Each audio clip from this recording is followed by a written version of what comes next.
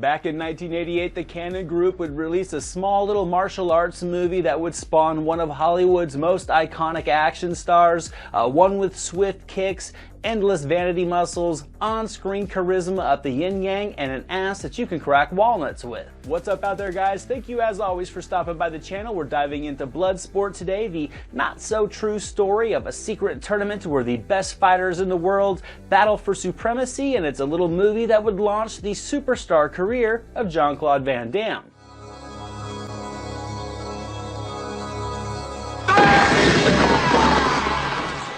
Now, like in life, Hollywood is all about who you know. Van Damme was an up-and-coming martial artist, relatively new in town. He worked on the stunt team for Missing in Action, also produced by Cannon Films back in 1984, where he befriended the film's star, another martial artist, Chuck Norris, who, safe to say, was sort of a big deal at the time. Van Damme also flexed his impressive agility as a Russian villain in the 1986 Corey Yuen actioner No Retreat, No Surrender. As many of you know, he was also the first choice for the Predator in John McTiernan's Predator in '87, which is notoriously known for just not having worked out. And personally, I just think the world is a better place with Van Damme having not been the Predator. Van Damme would also work as a bouncer at Norris's Bar in Newport Beach. They would train together as well, and in October of '86, Van Damme would travel to Hong Kong to begin shooting Bloodsport, his first headlining film with director Newt Arnold, and an estimated budget of somewhere between $1.5 and $2.3 million. Now, the story of the Bloodsport story is a classic Hollywood tale. The plot is by Sheldon Lettich, who co-wrote the screenplay with Christopher Cosby and Mel Friedman, but it's all based on the stories and the accounts of Frank Dukes, a skilled real-life martial artist and fight choreographer who claims to have actually competed in this secret tournament called the Kumite in the Bahamas. He's also claimed to have been in the CIA and much more, none of which has ever been substantiated. Bloodsport was filmed entirely in Hong Kong. It's also one of the few films to shoot inside of the Kowloon walled city before it was demoed back in 1993. If you aren't familiar with this city within the city of Hong Kong, I certainly recommend checking out the documentary that the Wall Street Journal did on it a handful of years back. It's all fascinating stuff and definitely worth a Google search. Produced by Cannon Films and distributed by Warner Brothers, Bloodsport was released on February 26, 1988. It would go on to gross $11.7 million in the US, with worldwide sales ballooning the cumulative box office to $50 million, and VHS sales reportedly hit 150,000 units by 1989, making this movie a success. Now, I will admit, Bloodsport is far from perfect. The acting is not that great, beginning with Van Damme, who was very raw at the time. The dramatic moments aren't that dramatic. He does feel more natural when he's bantering with the male characters, though, and regardless, he's far from terrible, and to me, he just comes off as inexperienced, which really doesn't hinder the appeal of the movie that much at all. Van Damme, of course, plays Frank Dukes, an army captain that goes AWOL to fight in the Kumite to honor his aging sensei. You know, admittedly, there isn't much layering to it. The emotional notes are superficial as well, but despite all that, it is an engaging story, and really, I mean, the focus is the fighting. The plotline just needs enough substance to connect the martial arts action, and I think it succeeds in doing so. There are some characters that feel borrowed from Bruce Lee movies. The plot structure feels very similar to the '85 classic Rocky IV. There's the motivation of honor and revenge. Ivan Drago is kind of swapped out with Bolo Yeung's Chong Li. Apollo Creed is countered with Donald Gibbs's Jackson as the sacrificial lamb for the villain, and it's all connected by some delightful '80s montages.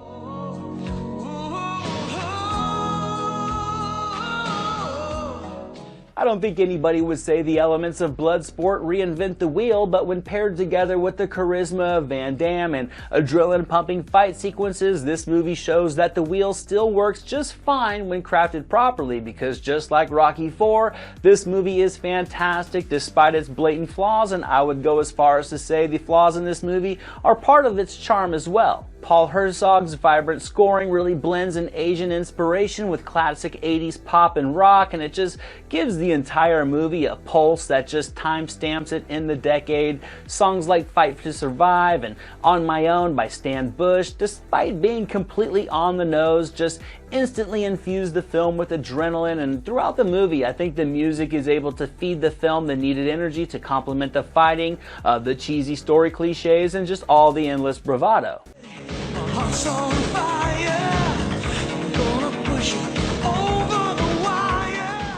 I definitely think Bloodsport delivers a rich international vibe. The on-location shoots give the film texture and authenticity to just pair with all of its fictional notes. It's just kind of, I don't know, to me kind of cool to see all these random people going about their lives in the backdrops of these scenes. Some of them even looking back at the actors. It's all very subtle, but just so nostalgic to the old days of cheap movie making. There's just so much unique depth and atmosphere to Hong Kong that I think all the locations are like a character in the film, and the Kowloon walled city is really just the perfect setting for the deadly kumite. The film opens with the preparation of the dojo and cuts of the various fighters in their countries just training in their different fighting styles to prepare for the battle. It's all very simple, but I think it just amps up the adrenaline perfectly to get you going. There's a variety of fighters with different techniques, and they really do feel like characters from a video game.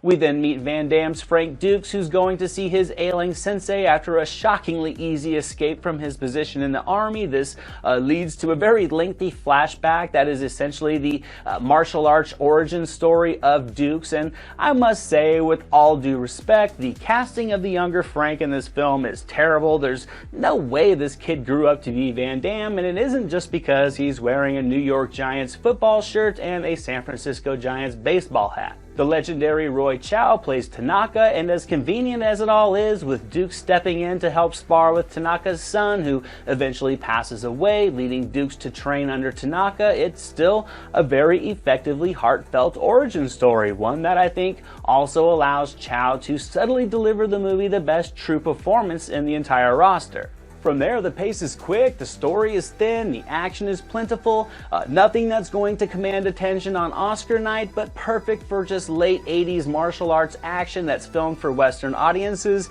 Dukes arrives in Hong Kong for the Kumite, where he meets his new friend Jackson, played just to comical lengths by Donald Gibb, who will later serve as the plot device for revenge. We then enter the Kowloon walled city. It's just an amazing location. There are so many layers to this world inside of the city, so much texture and grittiness, with the camera work just effectively pulling you from the couch and into the story just simply because of this realistic visual aesthetic. And I think that's something that you couldn't accomplish even with the most intricately designed of artificial sets. Now, outside of the Kumite plotline, there really isn't much in terms of story layering. Norman Burton and a young Forrest Whitaker play investigation agents who are on the trail of Dukes, but conveniently are always a step behind. Really, they just kind of serve as window dressing and filler. This would be a theme that Van Damme would also take with him into Lionheart, but that's a video for another day.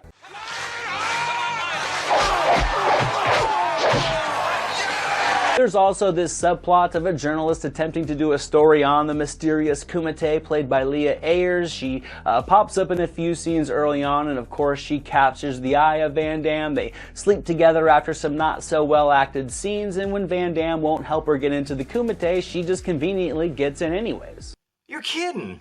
She doesn't seem to be the most skilled of investigative journalists, but it doesn't really matter because from this point on, her character is essentially there to sit in the crowd and show fear for Van Damme's Dukes as he fights through the tournament, which was another theme that Van Damme has kicked over into some of his other movies. It's all surface level stuff, it's far from compelling or thought-provoking, but it's merely the connective tissue for what this movie really is focused on, which, as mentioned earlier, is the fighting. It's the Kumite that matters in this movie. The martial arts, the action, and the intensity are the focus of this film, and this angle of the movie, I think, still holds up great all these years later. There's a variety to the fighters. They're all bold and eccentric in their own ways. The fight choreography and the editing pair nicely because when the 80s music is pumping and the fighters are just squaring down on the mat, this movie is an absolute blast. The great Bolo Yeung plays the villainous Chong Li, Dukes' primary villain in the movie, and he's just fantastic.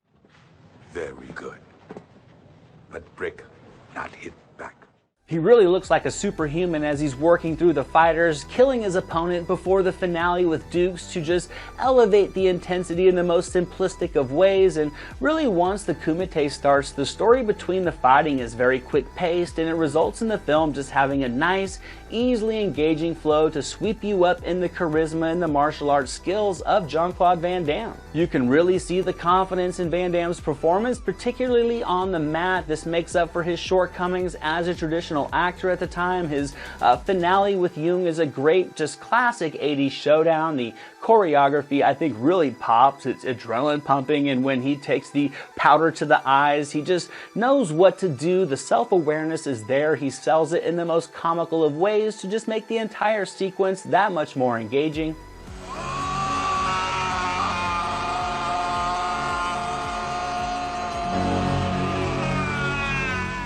And I won't deny that Bloodsport is certainly built on plenty of borrowed elements and themes, but it without question has its own panache that can create a unique and lasting impression, and it was easy to see that Van Damme would be on his way to superstardom. Because with all of his action in the kumite and his on-screen charm, Van Damme was able to show that he could be a commanding force in the future of the action genre. Bloodsport may have its flaws, but it creates an atmosphere that has an unconditional appeal. From the fighting to the music to the settings to Van Damme, Bloodsport is solidified as one of the all-time great movies of the 80s.